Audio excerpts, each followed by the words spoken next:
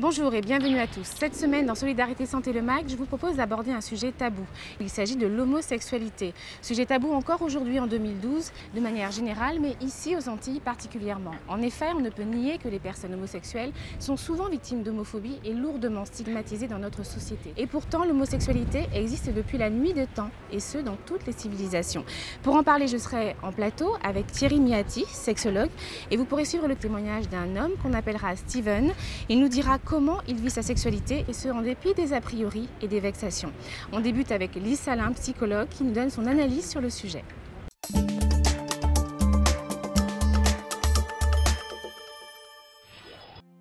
Le thème de l'homosexualité soulève dans nos régions toujours beaucoup de passions.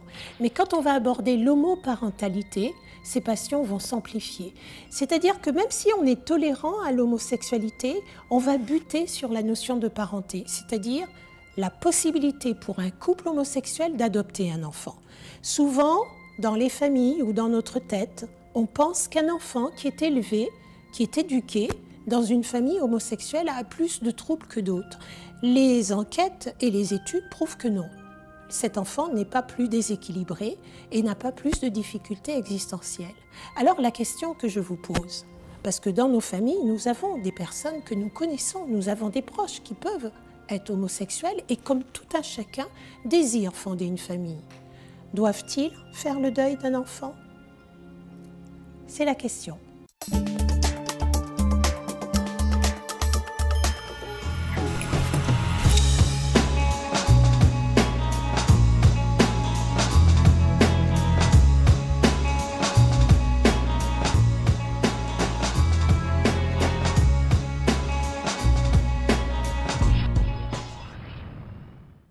Monsieur Miati, bonjour. Oui, bonjour. Alors vous êtes sexologue clinicien et intervenez notamment auprès des associations qui luttent contre l'homophobie. Quel est votre rôle précisément? Quelle est votre action précisément? Alors, dans un premier temps, je suis sexologue clinicien. Je travaille en cabinet privé, aussi en association. En cabinet privé, je reçois un petit peu une clientèle diverse, tels que les couples, les personnes individuelles, les adolescents et les seniors aussi, sans oublier les seniors, parce que quand on oublie les seniors. Oui, bien sûr, Voilà. ils ont eux aussi une sexualité. Voilà. En association, j'ai le rôle d'accompagnement, Oui. le rôle aussi d'écoute et d'aider à trouver une solution aux questions posées. Est-ce que vous aidez les personnes homosexuelles à accepter leur orientation, à accepter leur sexualité? Accepter, certes, oui, mais plutôt à accomplir ce qu'ils sont. D'accord. Voilà. À être ce qu'ils sont. Voilà. Vous les aidez à annoncer à leur famille également? L'annonce, je dirais plutôt c'est le rôle du psychologue. Ouais. Ok, le psychologue. Je peux aider à annoncer, mais il m'est un petit peu difficile en tant que sexologue de donner les arguments Bien sûr. pour l'annonce. D'accord. Voilà. Comment les hétérosexuels que vous rencontrez au quotidien perçoivent-ils leur sexualité? Avez-vous l'impression quand même que celle-ci est empreinte d'idées reçues ou d'a priori? Vous savez, nous sommes en Guadeloupe et surtout dans la Caraïbe, la sexualité est taboue, elle n'est pas épanouie totalement. Ouais. Nous ne vivons pas pleinement dans la sexualité comme il faut la vivre. On a tendance à être restreint, segmenté sur ce plan-là. Vous pensez qu'on souffre d'un manque de communication de parents-enfants? Un manque de communication de parents à enfants, très souvent, régulièrement, quotidiennement, puisque des fois, les parents laissent ce sujet à des enseignants, à des éducateurs, à des personnes spécialisées, au lieu d'en parler franchement avec leurs enfants. C'est clairement aujourd'hui encore un sujet tabou. Un sujet tabou chez nous. D'accord. Alors, le manque de communication peut mener loin, ça peut gâcher des vies, puisque gâcher des vies. Il y a des gens homosexuels qui vont jusqu'à se marier, avoir des enfants, et qui mènent une double vie. Et qui causent des traumatismes vis-à-vis d'eux-mêmes et du partenaire en face. Bien sûr. Voilà, puisque très souvent ils sont mariés, ils n'arrivent pas des fois à soutenir le mariage, à maintenir le mariage. Bien sûr. Et des fois ils vont voir ailleurs. Ils vont chercher ailleurs ce qu'ils recherchent réellement. Voilà, leur propre orientation sexuelle. Ouais.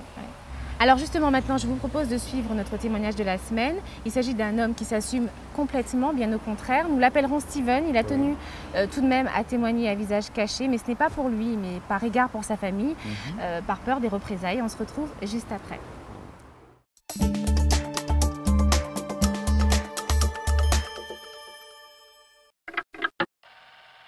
Alors, depuis mon retour de Paris, où j'ai vécu 7 ans, la chance que j'ai eue, c'est d'avoir commencé mon homosexualité en France, qu'effectivement, c'est beaucoup plus facile à la vivre. Donc maintenant, je suis beaucoup plus fort pour l'affronter en Guadeloupe. Quand j'ai affronté par rapport à la vue des autres. Je travaille dans le milieu de la mode, donc effectivement, l'ouverture d'esprit n'est pas la même. J'ai la chance d'avoir des parents et une famille aussi assez ouverts d'esprit.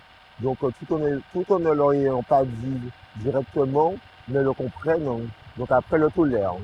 Sans entrer dans l'exagération, effectivement, ou dans la déviance. J'ai voulu témoigner ici à visage caché, afin de préserver la tranquillité de mes parents, éventuellement, ainsi que de ma famille, puisque dans la mesure où c'est une émission qui passera à une heure de grande écoute, je pense qu'il est judicieux des fois de temporiser ces préférences sexuelles.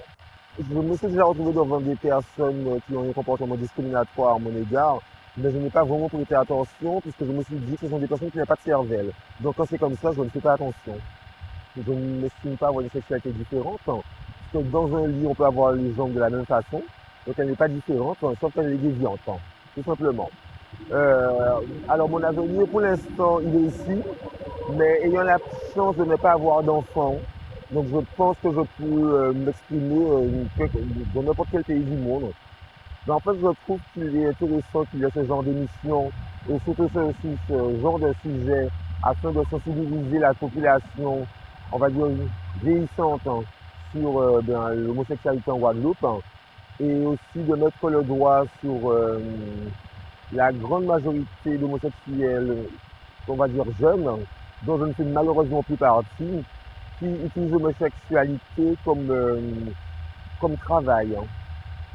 Donc ce qui n'était pas le cas, et donc c'est justement, on se retrouve face à des jeunes qui se disent homosexuels afin d'appâter des vieux messieurs pour se faire financer.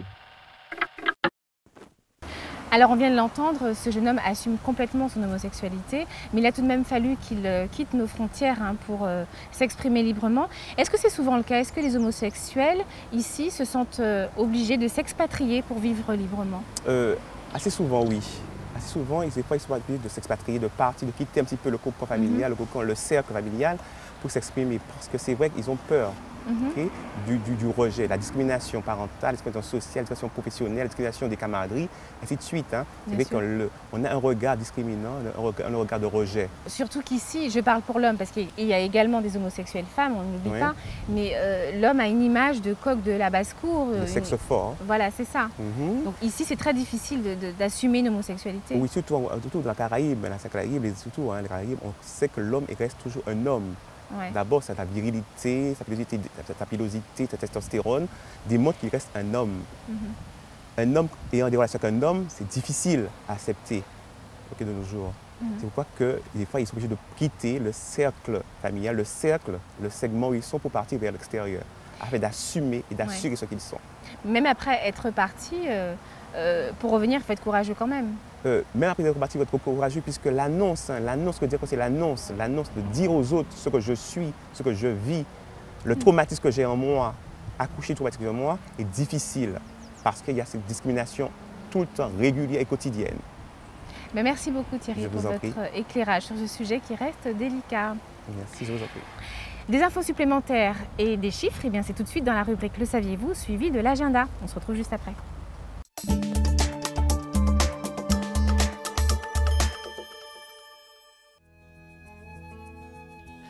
Dans nos départements d'outre-mer, on compte approximativement 40 000 personnes homosexuelles, la plupart vivant cachées et dans la peur.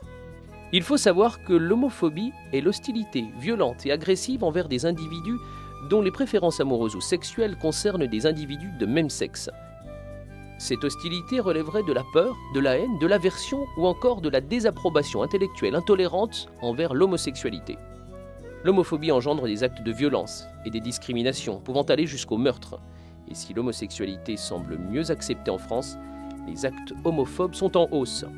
Le Code pénal, article 225.1, indique que constitue une discrimination toute distinction opérée entre personnes à raison de leur sexe, de leurs mœurs, de leur orientation sexuelle. Les sanctions encourues peuvent atteindre 3 ans d'emprisonnement et 45 000 € d'amende. Par ailleurs, l'homosexualité est source bien souvent de drames familiaux. Certains parents, en effet, renient leur enfant, ou alors certains homosexuels vont jusqu'au mariage pour masquer leur tendance sexuelle. Chaque année, quelques 540 000 jeunes Français tentent de mettre fin à leur jour.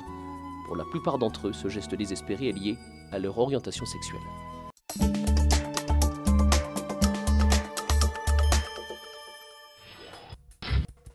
Du 25 au 30 juin, ce sont les 6e journées nationales d'information et de dépistage de la DMLA. Tâche centrale, moindre perception des détails, ligne droite déformée, couleur plus terne, contour moins marqué. Ces signes peuvent être ceux de la dégénérescence maculaire liée à l'âge à partir de 55 ans. Faites-vous dépister.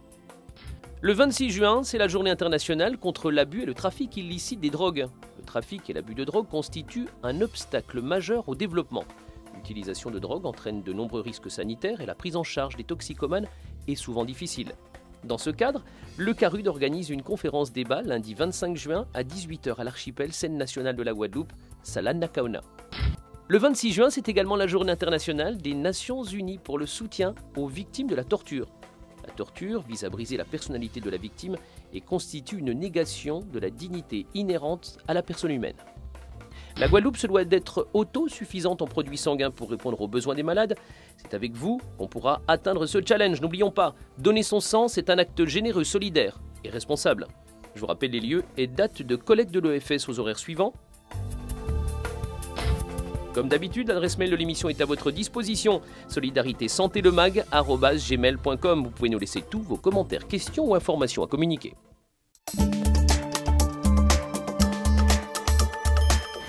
Voilà, Solidarité Santé Le Mag touche à sa fin. Merci de nous avoir suivis. On se retrouve dès la semaine prochaine pour parler d'un tout autre sujet puisqu'il s'agit de l'immigration dans nos régions. Très bonne semaine à vous, à très vite.